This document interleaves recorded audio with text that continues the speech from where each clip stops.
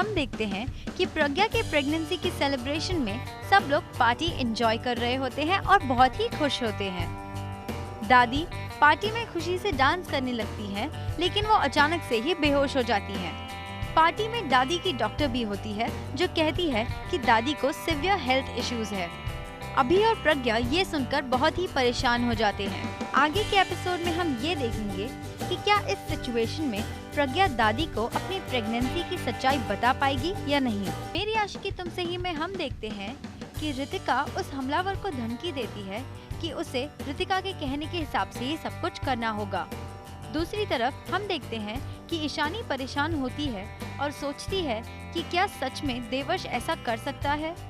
तभी शिखर ईशानी को समझाता है कि कोई गलतफहमी हुई होगी और कहता है कि उन्हें उस हमलावर से मिलना चाहिए। जब रितिका पुलिस स्टेशन से निकल रही होती है, वो देखती है कि ईशानी और शिखर वहाँ सामने से आ रहे होते हैं।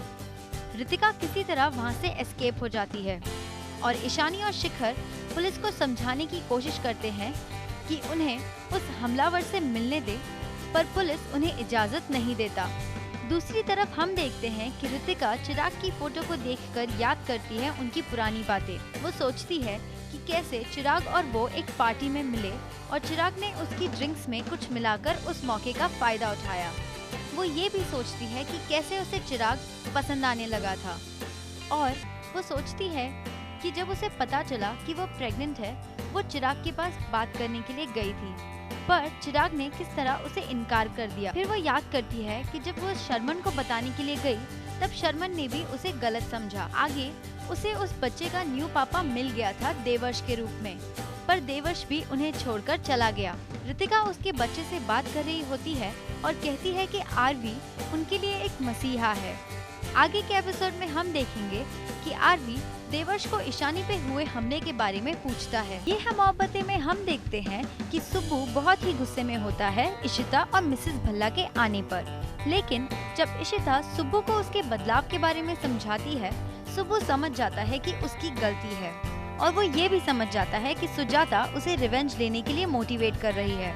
सुब्बू सिमी से माफी मांगता है, लेकिन सिमी उसे कहती है कि वो ये कभी भूल नहीं पाएगी और वो उसे ट्रस्ट भी नहीं कर पाएगी। आगे के एपिसोड्स में हम ये देखेंगे कि किस तरह भला फैमिली उनकी हर मुसीबतों का सामना एक साथ जुट कर करे। अकबर में हम देखते हैं कि जोधा अकबर को लबोनी और दम्मो की जाल से बचा लेती है। दूसरी ओर सलीम और अनारकली का प्यार खिल रहा है। अम्मी जान, जोधा और सलीमा बात करते रहते हैं। तभी सलीमा और अम्मी जान जोधा को मनाते हैं कि उसकी और अकबर की शादी रिवाज के साथ फिर से की जाए। दूसरी ओर हम देखते हैं कि जोधा मंदिर में जाती है और वहाँ उसे लबोनी दिख जाती है। लबोनी का चेहरा बुरी तरह से जला हुआ होता है।